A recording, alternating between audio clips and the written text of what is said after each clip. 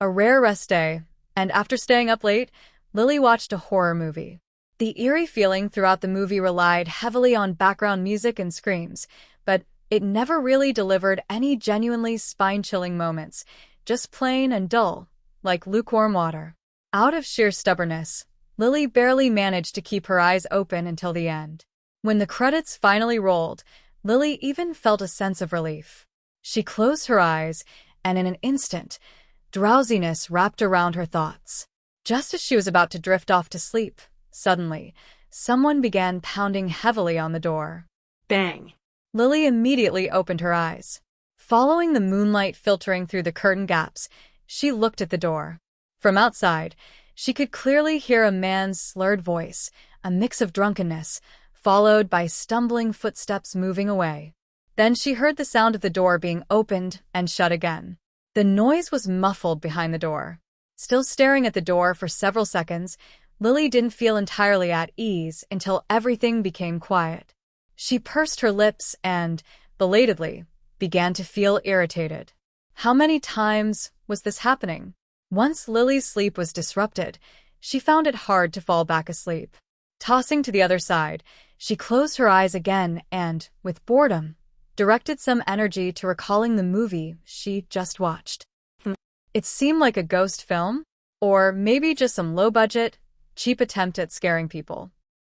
In the haze, Lily's mind inexplicably conjured up an image of a ghost face from the movie. 3 seconds later, she sat up abruptly and turned on the bedside lamp. For the rest of the night, Lily couldn't get a good sleep. In the half-asleep, half-awake state, she always felt like a bloody ghost face was staring at her. Until dawn finally broke, she barely managed to fall into a restless slumber. The next day, Lily was woken up by a phone call. Because she stayed up late and lacked sleep, her head felt like it had been pierced with tiny needles, aching all over. Feeling irritated, she sluggishly picked up the phone and answered it. On the other end, Chloe, her best friend, spoke in a low voice. "I'll call you back later." Lily's eyelids twitched, and her mind stalled for 2 seconds. Being woken up by a phone call, fine. But it wasn't even a real call, it was just a preview. Her irritation exploded, and she blurted out, "Are you trying to?" Before she could finish, the phone was already hung up. It felt like punching a pillow, and Lily opened her eyes, deflating. She lay on the bed for a while, then picked up her phone and checked the time. It was nearly 2 p.m. Lily didn't linger in bed. She grabbed a jacket, got out of bed, and walked into the bathroom. While brushing her teeth, her phone rang again. She freed one hand and slid the screen, putting it on speaker. Chloe's voice came through. "Damn, I just ran into a high school classmate. With my greasy hair and no makeup, it was so awkward." "Not like it's that easy to die," Lily mumbled, her mouth full of foam, sounding indistinct. "You're just pretending, aren't you?" Chloe fell silent for 3 seconds, too lazy to argue. "Want to go out tonight? You've been working overtime all week. If you don't have some fun, I'm afraid you'll drop dead." "Where to?" "Why don't we go to your workplace? I've heard there's a bar there and the owner's pretty." Chloe paused. "Hey, why do I hear water running from your side? Are you washing dishes?" "Lily, washing up." Chloe was shocked. "You just woke up?" Lily sluggishly mumbled, and that's already 2 o'clock. "Even if it's your lunch break, it's over." Chloe found it odd. "What did you do last night?" "I watched a horror movie." What was it called? "Dream Awakening." Chloe clearly recognized that movie, stammering, "That's supposed to be a horror film?" By the time it ended, I was already asleep. Lily ignored her comment and grabbed a nearby towel to dry the water off her face. "But then in the middle of the night, I suddenly woke up, and it really felt like I saw a ghost, just like in the movie." Lily's words lingered in the air as she finished drying her face. The uneasy memory of the night before sent an involuntary shiver down her spine. She hated how easily her mind could trick her into paranoia, especially after watching something as uninspiring as Dream Awakening. "Wait," Chloe's voice came through, amused and skeptical. "You're telling me you got spooked by that movie? Isn't the one with the weird whispering ghost who just pops up and stares at people?" "That's the one," Lily replied, half smirking. And somehow, it crawled into my brain. Maybe it's just my overworked mind playing tricks. Chloe laughed. Or you're just hopeless with horror. Anyway, I'm serious about tonight. Let's go to that bar near your office.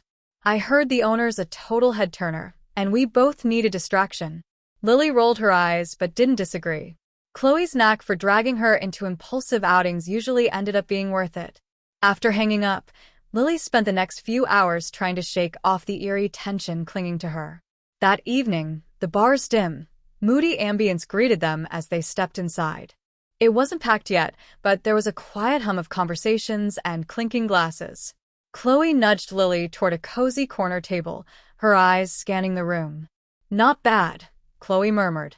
But where's this so-called charming owner? I don't see anyone head-turning yet. Lily shrugged, not particularly invested. Maybe he's a myth. They ordered drinks, and Lily let herself relax for the first time all day.